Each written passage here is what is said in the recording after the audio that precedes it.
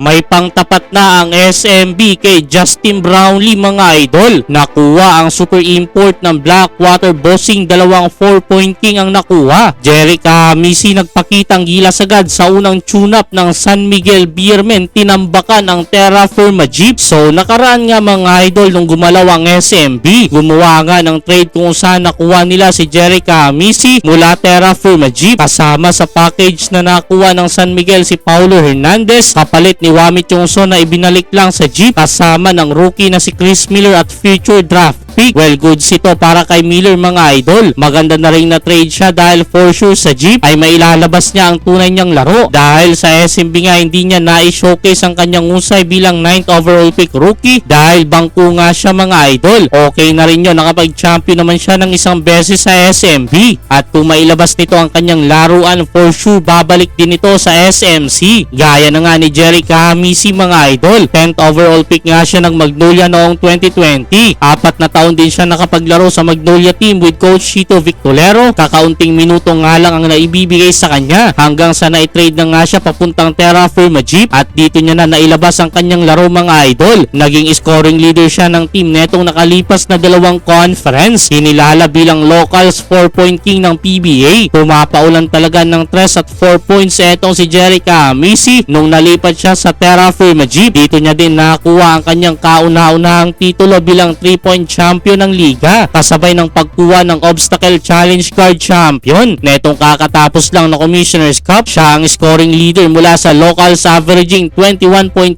points. Samahan pa yan ng 4.7 assists, 3 rebounds at 1.5 steals per game, creating 12 4 points made at 93 field goals made. Nangunguna yan sa buong liga. At eto na nga, balik na siya sa SMC matapos niyang kunin ng San Miguel Beermen. Sa unang tune-up, pakitang gilas agad ito mga idol sa kanyang bagong team. Wag lang sanang mabangko ni Coach Leo Austria dahil medyo nagkakaedad na nga din si Marshall Lassiter. Saktong-sakto kapalitan nga etong si Jerick Hamisi. Ang lakas ngayon ng San Miguel Beermen mga idol. Maliban sa nakuha nila ang locals 4-point king, isa pang 4-point king din ang nakuha nila bilang magiging import sa darating na Governor's Cup. Eto nga po ay si George King, ang super import ng Blackwater Bossing, dalawang conference na naging import ng Blackwater. Kaya alam na ng lahat kung anong kalibre meron netong si King. Kinilala din bilang import 4-point king, super scorer import na nagtala lang naman ng career high sa PBA ng 64 points without missing free throw. 20 out of 20 free throw mga idol. Grabe yun. Sa huling conference ni King sa Blackwater, nag-average ito ng 34.5